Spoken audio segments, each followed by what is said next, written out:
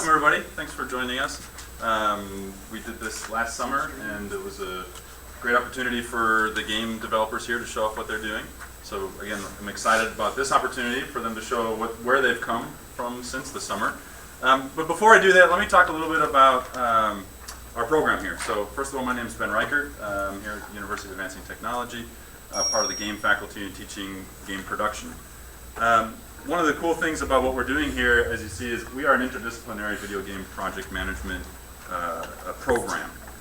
So that means we've got students collaborating across disciplines from art, programming, design, everybody working together to build these games. We've even brought in testing this time around. We brought in outside online as well. So marketing, grad programs. So we're really putting this into a larger piece here at the university. The graduate part of it actually helped us to go even further this semester. We talked a lot about the way that we kind of produce the games and do bringing in Agile and Scrum kind of methodologies into what we're doing. So not to dive too much into that, but we've found that the teams now are able to build and iterate quicker, and we've been seeing again the bar rise in the way that the games are being made. We're using a lot of tools, again like Slack, so I know some people might be familiar with that. That's been taking off quite a lot and taking over email and letting people communicate with one another, share files, share images. And then we also work with Axosoft, which is a local company, using their Scrum and Agile tool. Again, to kind of coordinate what the students are doing, understand things like burn down charts, things like Scrum, stand-ups, build reviews, just to keep up the momentum and understand where everybody on the teams are, because again, we're working with online, working with on-ground, and having any kind of structure helps. We're here, we have students that want to make games, but we actually think beyond that. We actually want them to be leaders. So a big part of what we teach here too is how to be in a team, how to organize yourselves, how to get into the industry. So that's why we do events like this, to create awareness, what the students are doing. Going out, we've been to several libraries this semester. We've had student groups come to the university as well. All of this gives great opportunities to the students to understand how to speak about their games that they're creating, who they're creating their games for, why they're building these, rather than just a pet project or a hobby. But if you're actually going to go out and make a career out of this, you actually have to think about who your target audience is. So again, creating leaders individually and how they work through their own processes, and extending that into group settings. One of the great things that we then do with this program that we've got are called the Greenlight pitches. We just did one this morning. We had 14 teams or 14 individuals pitch to us their game projects, which they're hoping that we take them on for next semester. So out of the 14, we actually took on 10. This is the most that we've ever taken on. This last semester, which you'll see tonight, the presentations, we have 8 of them. That was already a leap from what we had before. But we feel confident, again, in the methodologies we have, the way that the students are understanding what they're creating, and just the number of students that we have here with all the different skill sets that we can take on these kinds of projects in that number. So we're really excited about that. Today, I don't know if one of them stood out, was again a student who brought in his own kind of resources. So he was building an Unreal engine, and he understood that in order to do some certain things, he might have to buy packets, art packets that go into the game, and that allows people then to iterate on the game much quicker. Something that we started to do with one of the projects here already this semester with the Hohokam project. So trying to understand what exists for resources. I'm also really excited, we brought in another outside group. This talked about Hohokam last time. That was through partnership with the Arizona Museum for Natural History. So creating this, again, I'm not going to go too much into it, but creating this idea of a virtual world around this ancient civilization. This time around we brought in one called The Deadliest War, and that will be around conflict of minerals in the Congo. So we're going to be creating a game that builds awareness around that and offers democratic opportunities to players to understand these issues and kind of get more involved with it. Real quick, I'm not even going to go into what it says on any of these, but these are the games that we've currently got lined up for today. So Oddity, Mortal Coil, Mirrored,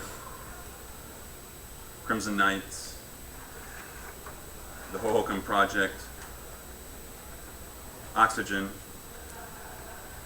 and the Great War. Happy skies. Everybody's gonna be like, what? Come on. So newly greenlit projects that we've got are the Deadliest War, as I mentioned, Island Survivors, the Coach Game, World of Marks, Cortez Family, and then that equals 10 new games or 10 total games that we're going to be doing for this semester. So again, keep your eyes open for this. Join us next time when we do this here. You'll see all those 10 games and the progress that they've got for the 15 weeks that they'll have in the springtime. Part of, again, what we want to do is we're starting to see these students then form companies and go beyond just the university setting. And that's kind of the entrepreneurial aspect of what we want to create here. So we talked last time about Spiky Fish and Broken Window. Well, we've got new companies coming out now, like Airborne and Terrasect and Live in the Game, that have been mentoring, some of them have come back even after graduating, working on these projects here in the studio setting. And so this kind of ecosystem, I think, that we've started and that we're starting to see here can only expand and grow, and that's what we really want to support, so that local developers, even outside of the school, can get involved in projects. And then internally here, students have a place to go next, right? After they finish these classes, they can keep working with these teams. So again, Ben and others will talk a bit about where they're at with those projects.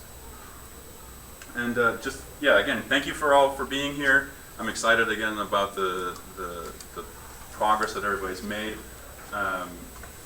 This has been I haven't been here for very long, but this has been a big passion of mine, working with these teams and getting people up to par and moving forward and thinking about things, even as simple as marketing and viability and, again, why are you making these games, and trying to make the best games that we possibly can make. So thank you, everybody, for being here. I'll pass you on to Derek, who's our program champion. And you can talk a little bit about the program itself. A lot of stuff you just talked about. No, stuff I didn't.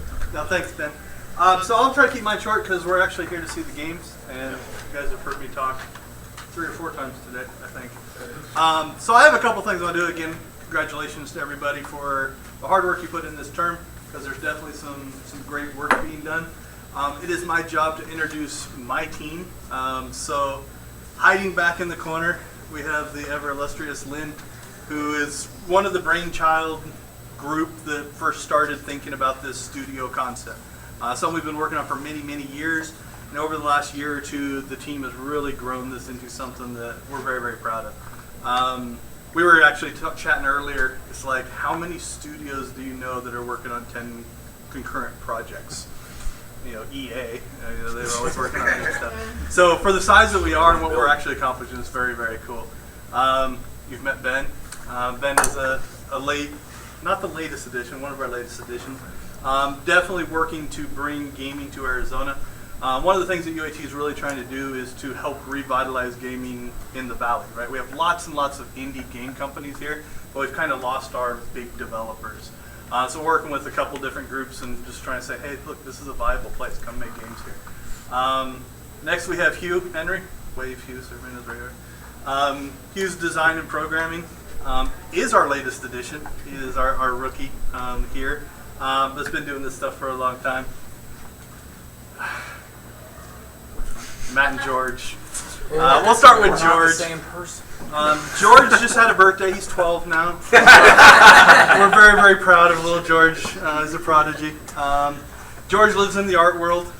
Definitely brings an energy to the building and some Pretty awesome hair. epic hair. He's got the opposite of the hair that you do. It's like, That's right. it's like Mine goes down. He has about as much on his head as That's I what I have. was saying. And then our last very vocal person in the back. We joke about Matt because Matt teaches in the electronic classrooms. We're lobbying that UAT issue an honorary game degree to everybody that works in IT because they have heard everything there is to know about gaming because they're across the hall.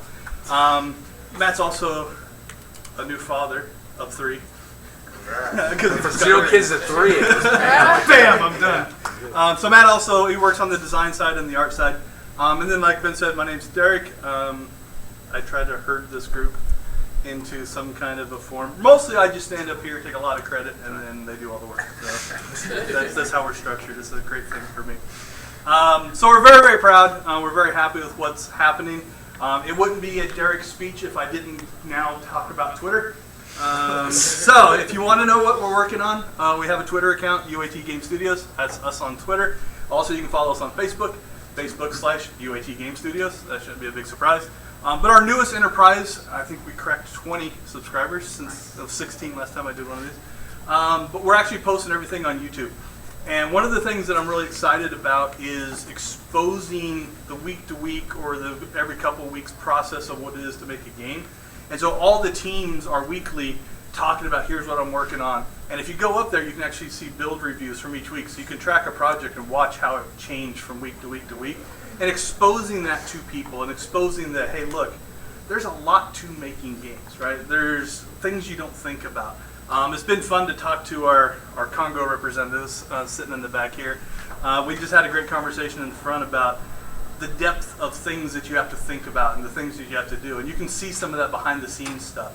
I'm excited to do that because you're going to find that a lot of game companies, they're not going to share that stuff with you as they're working on the game, right? They're trying to get product out and they're competitive. And we have the opportunity to do that. So after today, 22, 23 subscribers, I'm thinking. All right. Yes, please. We're on our way to 500. Our goal is 500 because then I get to change it from YouTube/127 random characters that they gave me to UAT Game Studios. But I need 500 subscribers to do that. So go out and make 100 YouTube accounts each, and we can do that. So that covers my part. Did you get those awards printed that I asked you? Yes. I'm going to do those now. I'm going to break the thing because this I am very proud of. So after the demos, we're actually going to do an awards thing, but I want to do a set of awards now. We had 4 teams that decided to enter competitions. So we have created our own awards. So the Great War, come on down and see me.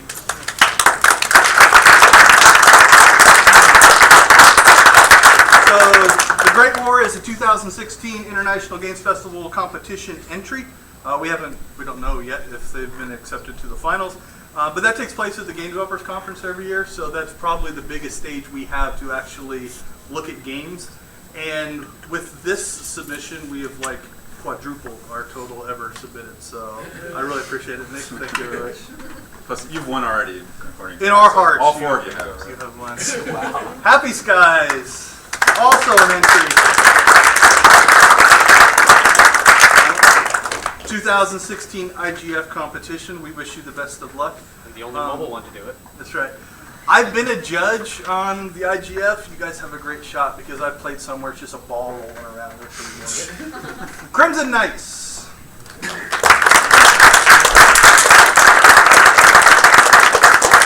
come a long way this term, my friend. Yeah. Congratulations and good luck on the competition. And Mirrored.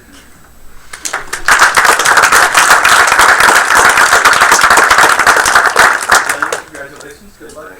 We wish you guys the best luck. So I wanted to do those because we do wish you guys the best of luck. Obviously, it's mutually beneficial. If you win stuff, our name's attached to it, but it's also good for you as far as getting a job in the game industry. I've seen contracts come out of IGF winners.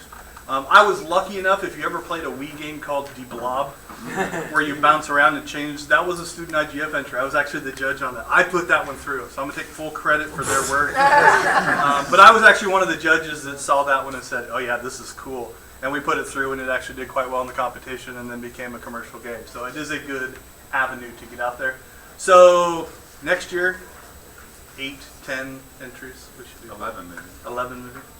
All right. Out of the 10. With all that being said, I'm going to turn it back over to Ben, and we are going to get to the videos, which is why we're here, and see what the teams got done this term. At the end of that, we're going to break out. All the games are set out just around the commons out there, so you can go up and play. There's meat and cheese and cookies and lemonade and water that just got set up, so if you're slightly hungry, you're welcome to eat a little bit while you play. So thank you guys very much, and I hope you like what you see. Thanks, Derek. Thank you. you. Yeah, without further ado, why don't we just get started? Ben, you want to come up for a mirror? Wow, bring the team.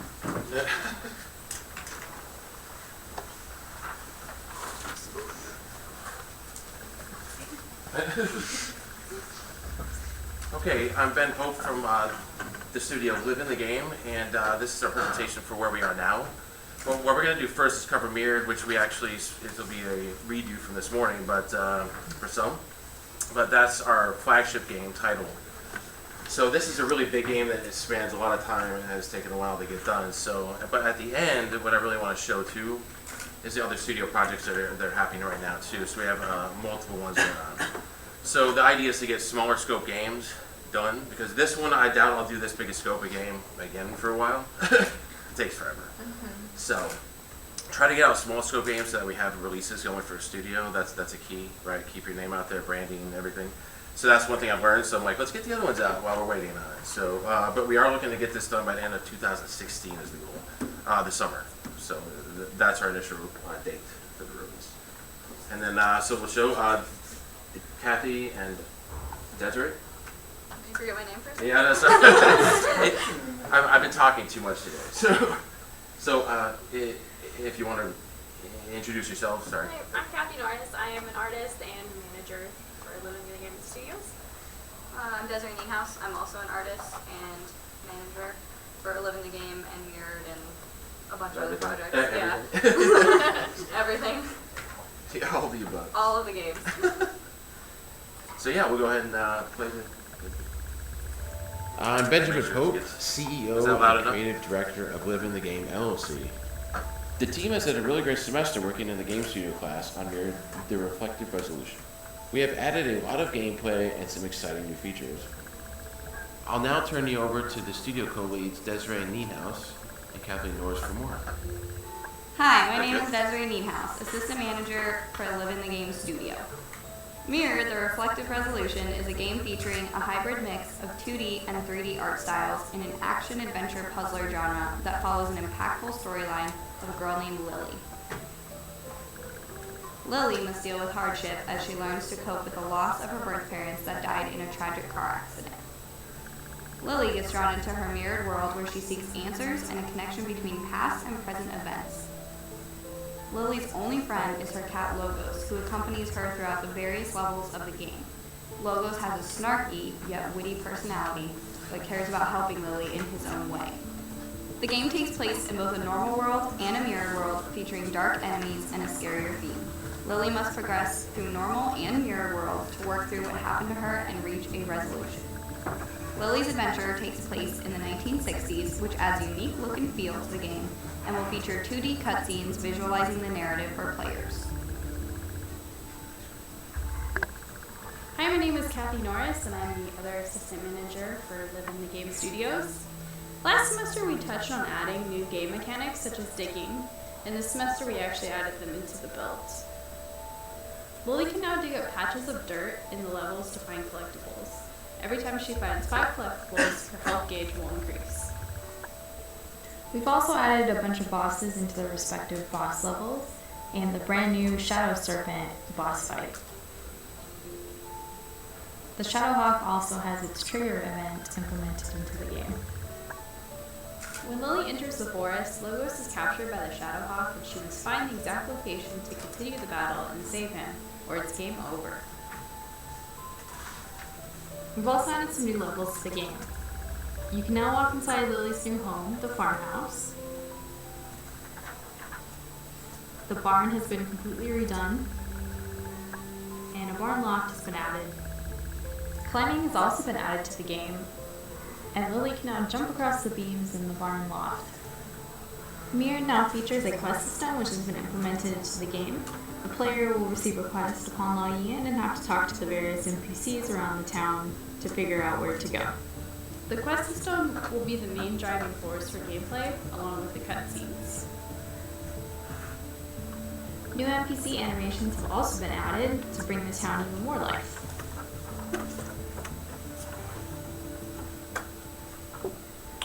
We also added flavor text to items in the game, so when Lily clicks on them, we'll get a random dialogue option.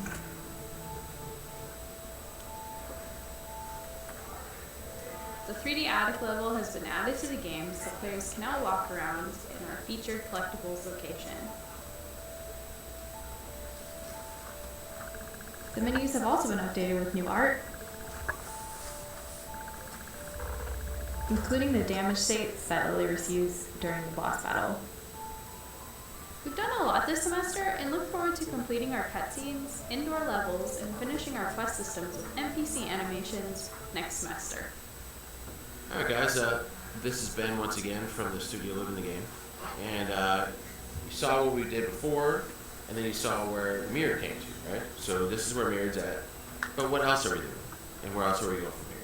That's what I want to talk about. So the first project I want to talk about is Puppet Master, Demon Reclamation. This is a smaller scope game that came from the Game Jam that we hosted.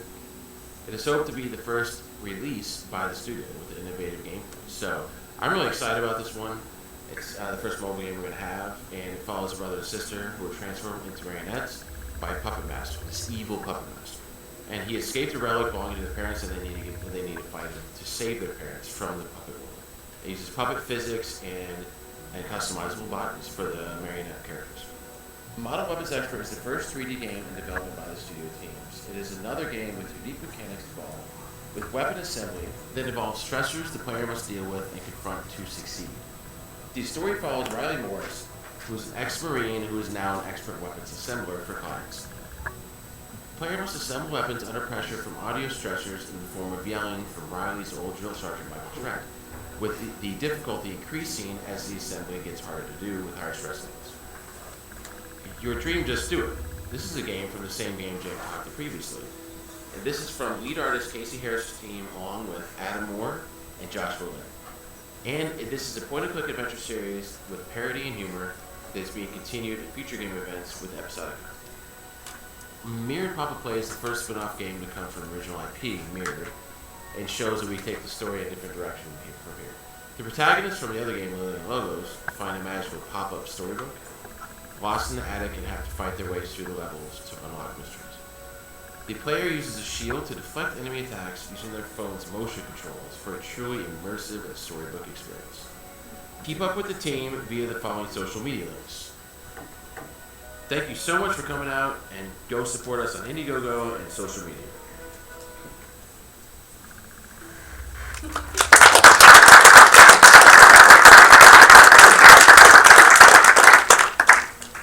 Thank you. So next up, we've got Matthew with the Welcome Project. Deeper Matt.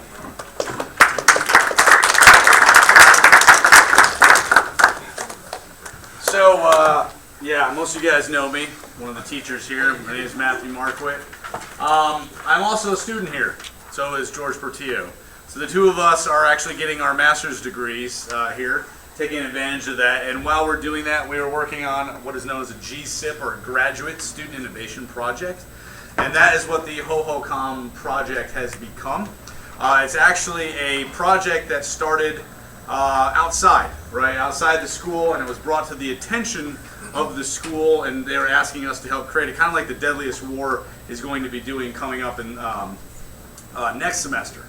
So we've been working on this project with another party, an outside party, and there's been some complications as we've gone through. A lot of us are learning new things. We finally determined what we were trying to build probably, I'd say, a month and a half ago, maybe maximum 2 months ago. So everything we've done has happened pretty much in the last couple of months. So that's kind of the beginning of it. I'm going to show you guys this video. It's slightly long-winded, but I'll try to talk between some of it. The first part I do talk, the second part is just visuals, so I'll talk after that, but I'll start the video.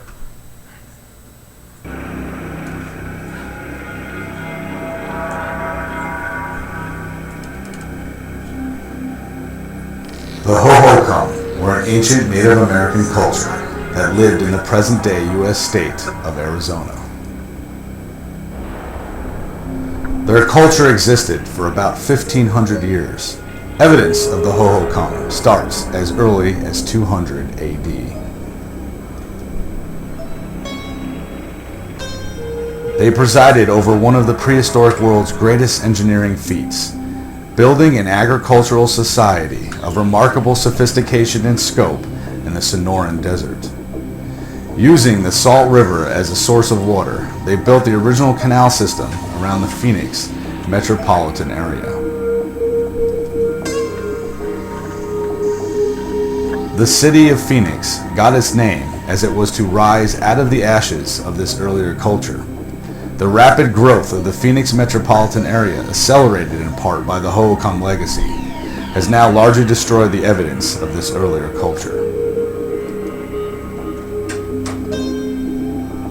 The Hohokam Project is a historical virtual app being created in the Unity 3D engine. It serves as a means of sharing, celebrating, and extending awareness of the prehistoric culture of the Hohokam. A dedicated team of historians and UAT students are working on this project. We are using modern technology that allows us to animate another Phoenix-like regeneration, a recreation of this ancient world, rising again in a computer-based 3D model, rendered in a scientifically accurate, immersive, and aesthetically rewarding experience. Our goal is to change the way the current residents of the valley see their home. So this is the part where we kind of show a little bit of the production, right? Kind of how we came about with some of the things. This is the pre-production work, so we actually have maps and content of actual sites that they've found here in the valley. So you can see here, these are different renditions of those. This is some art from our concept artist, Chandler Deming. We can see here a couple of the buildings. At the moment, we're actually down to 4 members working on the team, but we've had up to about 8 people or so contribute to the project. First thing we're seeing here is this is some 3D models built by George Portillo. We're in 3D Studio Max. This is known as modular construction, where you build different sections of the buildings. You can snap them together to create any size you want. It allows you to kind of quickly create an environment, right? You don't want to keep making unique objects over and over again, so we use these snapping objects and creates that. This is a new program that I'm trying to start teaching here in the school.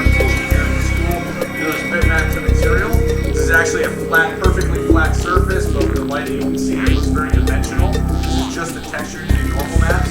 Basically just plug in a photograph and it does the work for you. It's great. This is another project or another program I'm trying to learn to help teach students, which is called Speed Tree. Hence the name, right? It quickly allows you to create vegetation. In this case, I'm working on the cactus that we have in the scene. Pretty much just made one cactus and then you just repeat it a million times. No one knows the difference from the angle that we see that. This right here is an actual art test, so I took some of the assets we were working on, put it together just to see what it looks like in Unity, up close. We're doing both, obviously, the desert and their agricultural society type stuff, so this is kind of what some of the fields would look like. This is actually tobacco and corn. So more on the management side, actually, Ben Reicher mentioned some of these things. These are some of the programs that he mentioned about. We actually show some video of what the content actually looks like. This is AxoSoft. This is a Scrum-based system. You kind of see in here that we just have like all the tickets that we created for people to accomplish. You can kind of go in there, you can assign the tickets to people. They can also log in, tell you how long they've worked on it, and show if they've completed. This is Slack, which is the program we've been using to communicate. So no matter who we are, I actually have the app on my phone. Whenever anybody posts anything, I get a little message, lets me know. We can keep in contact with each other this way. So some of the team members aren't like actual students. So we it actually helps quite a bit to keep in contact with people that aren't So this is some footage of the actual prototype. There's a lot of stuff we still want to accomplish, and George and I are going to actually take this through the next semester. But like I said, a lot of this stuff was just done in the last month and a half.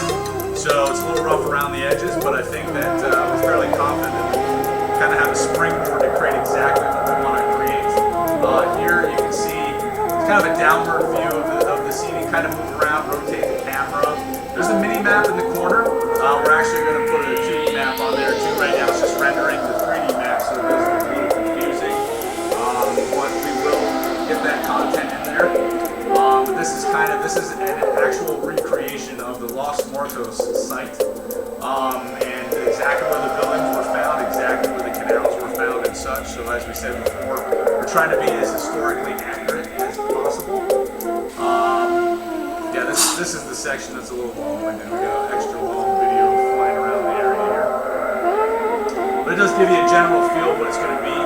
Eventually, we want to allow the user to be able to click on exactly where they live and load up potentially a site right next to where they live, and they kind of see that. But there you go.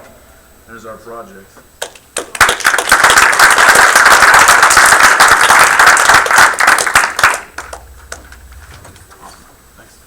George did the video, by the way. This is George. What I didn't get to mention before is that Ben and Mirrored are actually going to be back in next semester, so they were accepted with their pitch. And as Matt mentioned, they're going to continue working on this, but not in the production courses, but on their own with their graduate degree program. So again, really excited to see where both of these games are going to go next semester. Next up, Nick Reed is going to come up for Great War.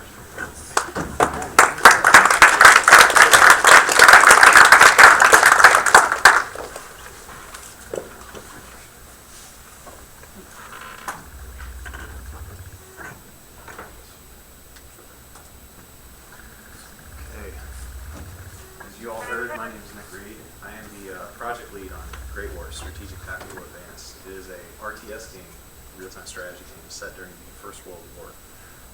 We've been in production for 3 semesters now, so about an entire year we've been working on this project. We just wrapped up our last semester, and now we have a core production team that we're going to use to go forward and work on it independently. Before I start, I just want to thank the school for giving us the opportunity to work on this and greenlighting the project for as long as they have. We've gotten a lot of great resources out of it. I'd also like to thank all of the students who worked on it over time. Donald, Molly, Austin, a lot of people throughout the school have touched this project in one way or another. Chris and Eric. You know, we've actually come a long way from the beginning. Making an RTS game is extremely large scope, so you know, it was a very ambitious project, and you know, I couldn't have asked any more of the team. They really took us from conceptual stage to where we are now, and really laid the groundwork for what we're going to accomplish in the coming year. We hope to have it finished by the end of next year, so by next Christmas, look for us hopefully on Steam, and you know, we're gonna do it. So without further ado, Eric Dutton, design lead. So I'm design lead. One thing I want to say before we start the video is we have been in production for a year, which means we have a lot of content. So one thing we decided we would do for this presentation is we took a video and just tried to get as much as we could into one video. So I hope you guys enjoy. This is sort of a trailer of sorts for Great War. Thank you.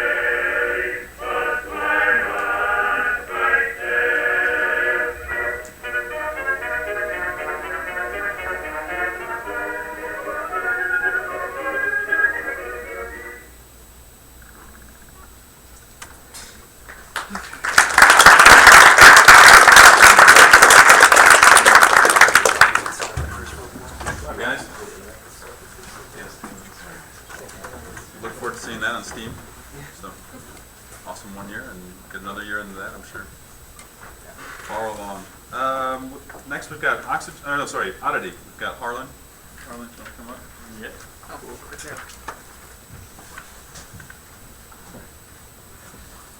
Hello, my name is Harlan, project lead of Oddity. Play this and then I'll talk a bit more. Oddity, a horror adventure game. Oddity. Imagine a game that removes your safety blanket, where every action and death matter. Death is your most important tool. Will you lose your humanity? It uses an innovative mechanic known as the Shadow Save feature. The Shadow Save feature records context data, major events, and actions the player makes throughout the game, which is applied to reloads and replays. Death is merely a setback. Objects and events reset, but the past, or in this sense, future, actions are remembered and allow for the player to manipulate and change the game. This Shadow Save feature is a double-edged sword. If the player were to kill another character in the world, reloading or replaying and meeting that character again will cause them to remember previous actions, possibly feeling hostile or afraid towards the player. This allows for the game to mutate and for the player to manipulate all of the characters and events in the world. The player can also use this feature to adjust characters in a more positive manner, building trust and friendships throughout a single playthrough. Allow for the player to reload to a much earlier part of the game, turning a once fearful stranger to a familiar friend who may unlock areas, new content, and aid the player when they weren't before. Oddity remembers and reacts to the player's actions, allowing for new experiences each reload and playthrough. Oddity focuses on surreal psychological horror, replayability, mystery, and exploration of the town. The player's main goal is to escape and survive. Oddity is currently being developed by a small team of UAT students. Plans for the future include finishing the demo and expanding, allowing the game to be a much larger and more enjoyable experience, with more playability and more strangeness to explore. I hope you enjoy Oddity and play with us soon. Yeah. Oddity is my little horror game that I want to explore. It's inspired by a lot of games that after you play once or twice, you might be able to unlock some content. This takes the mechanic a step further. As you play the game, physical data is reloaded like normal, but a lot of context data such as social interactions and special triggers are recorded, allowing for you to interact with the characters in a variety of ways. But if you were to, say, die or reload to a previous save point, you could pretty much change the entire gameplay from there. Right now we just got a sliver of the original plan. We've built the bare bones in order to start actually pumping out all the content we need to actually make the game work. So hopes are for this next semester we'll be able to build everything else that's needed for you to actually experience the game and make some crucial choices and die graphically. So yeah, that's about it for now.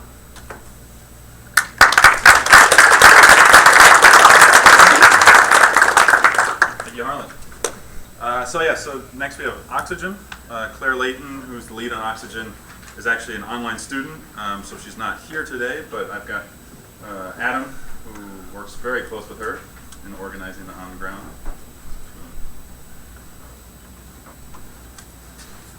Hey everyone, my name's Adam Moore. As Ben mentioned, I am the assistant lead on Oxygen. and Claire is actually in Texas. She came out last time we did Greenlight to present with us, but this time around she just couldn't swing it for the holidays. It was too expensive.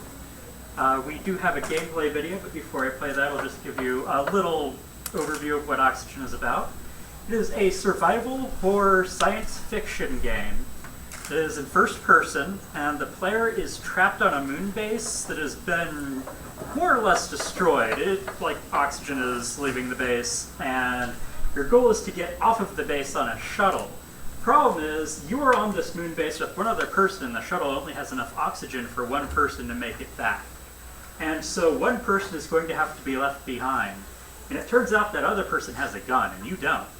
So your goal is to get to the shuttle alive before the other person does.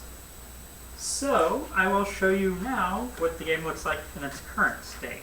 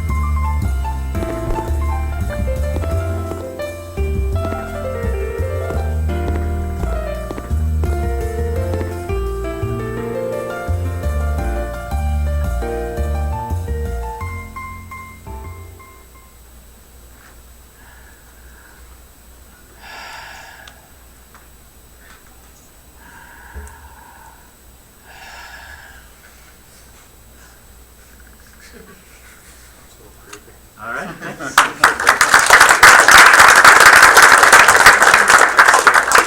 Thank you, Adam.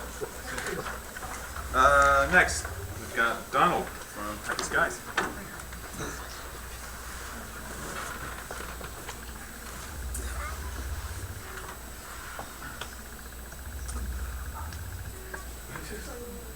Hello everybody, my name is Donald Shepis. I'm the current team lead for Happy Skies. So, Happy Skies is a kid-friendly mobile game designed to allow the player to use swipe controls to maneuver their character and tap controls to deal with their enemies, as they go around the world exploring new landmarks and interacting with them in unique ways.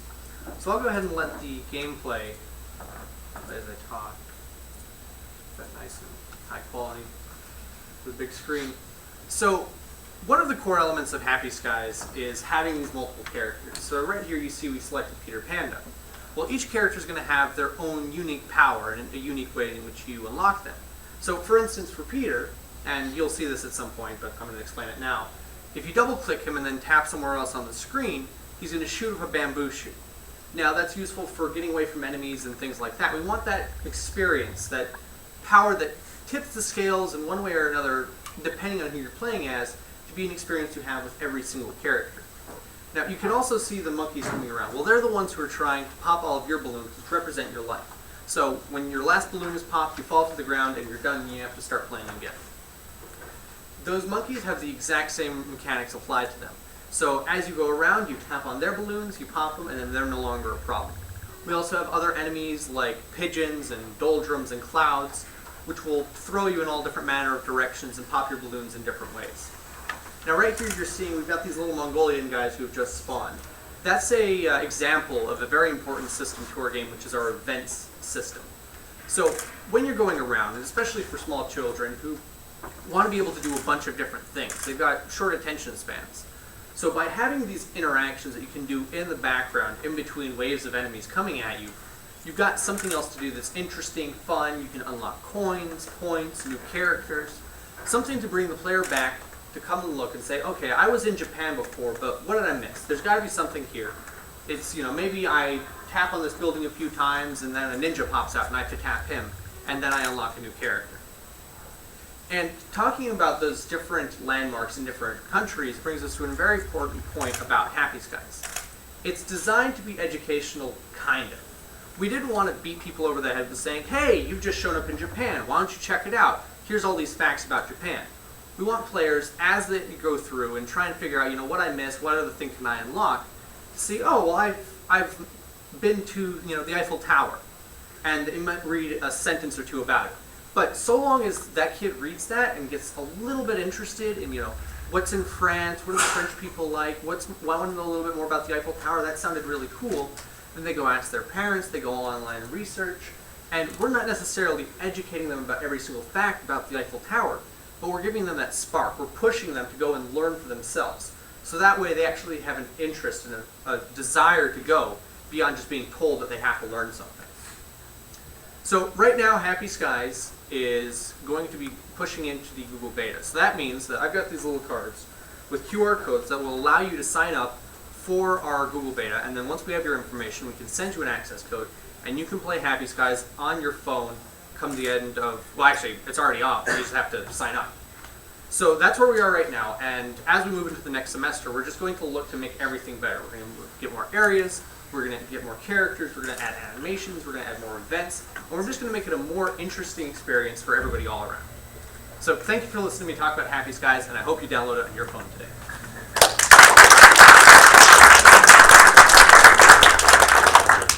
Thanks, Donald. Oh, next we've got Mortal Coil, which was up here all this time. Time we change this. So, every time anyone's done a presentation. Yeah, so come on up and actually talk about it and let us all know what's going on.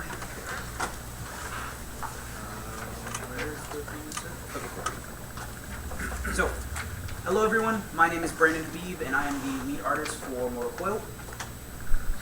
So what is Mortal Coil? Mortal Coil is an asymmetric turn-based tactical game that pits agile vampires against really hulking, slower Templars.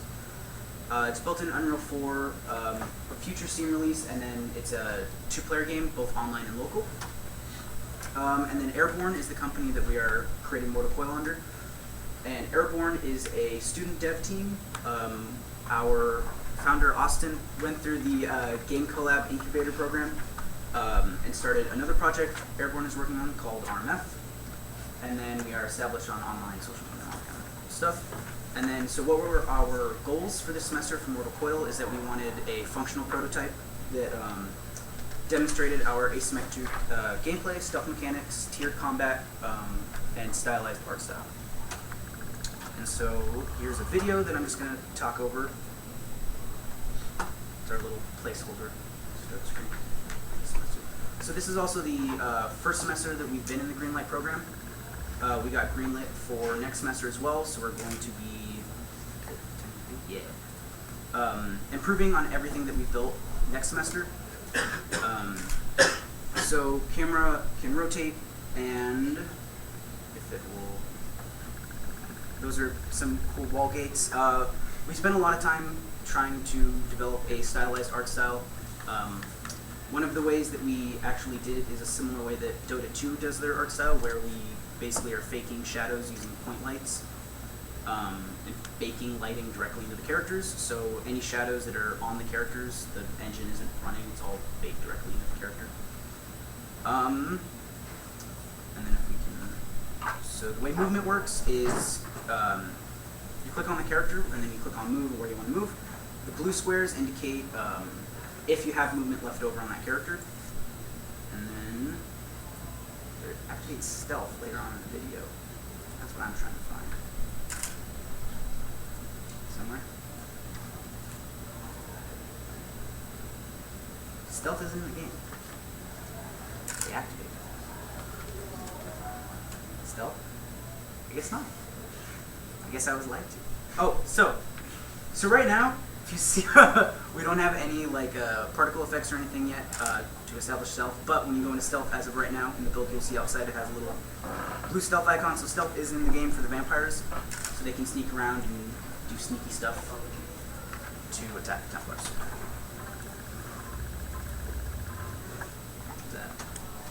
So yeah, more art stuff.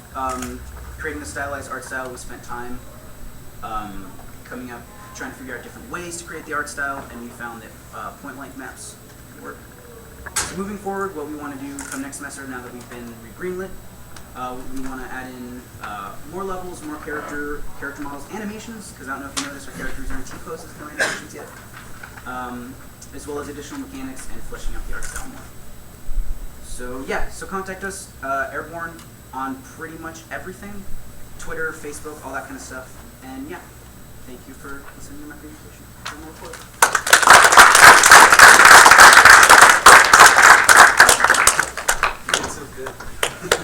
Thanks, Brenda. Oh, thanks, man. Last but not least, we've got Crimson Knights. So Kenny, if you want to come up.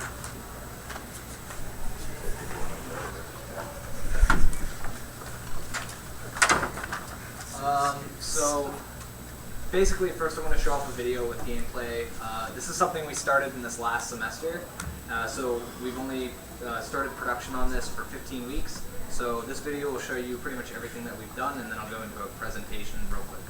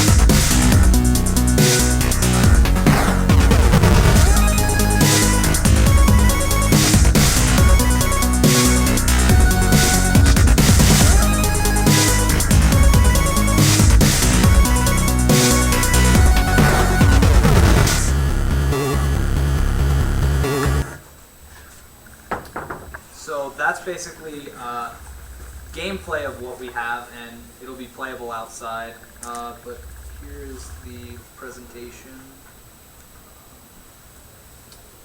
So real quick, so Crimson Knights, what is it? It's a multiplayer action-adventure dungeon crawling game. So basically, there was 11 of us online, and we had 3 online students, and we developed this game across those 15 weeks that I stated before. Initially, we were a game jam game, which is a 48-hour event to create a game. So in 48 hours, we made an alpha build, and then we brought it to the Greenlight program last semester, got it greenlit, brought it to the studio course, got our team, and then we began production on this game. So one of the most amazing parts was that we were given the opportunity to bring this to events and have people play our game, and today is another event. We can have more people play today, and that's always great because we get feedback. So over this semester, what we've accomplished are 3 modes, 2 sets of armor, 4 colors for each, and it's just a multitude of things. We have items down here, we have enemies over there on the far bottom. We have coins, so that way you can kind of judge yourself against your friends out when you're playing the demo, and just a ton of other stuff that is not really able to be mentioned, but a lot of mechanics, things that are randomly spawned, things that are randomly generated. For next semester, what we have planned is to create, we actually have our first boss finished, and he's already completely ready to be done. We just need to put him into the actual game. We have more colors, more helmets, more armor, more enemies and environments, and it's just overall polishing the game. So this is what we're looking for in the following semester. So we already have plans for how we're going to go about making a team on top of the people that we've already had. So we are really aware of what we're doing for next semester. And then if you need to contact us or want to, or you want to stay informed of what's going on in the project, we have a Facebook page, which you can just Google Crimson Knights video game, and it should pop up on Google as the Facebook link. We also have the Twitter, which is crimson_knights_, and then our website, which is crimsonknightsgame.com. Thank you, and if you have any questions, we can talk outside. We'll be the one set up with 2 TVs.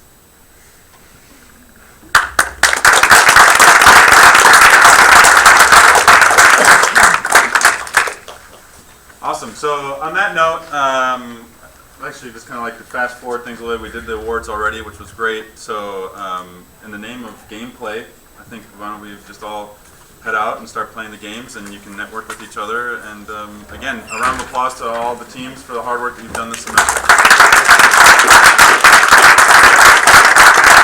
Thank you for joining us. Thank you.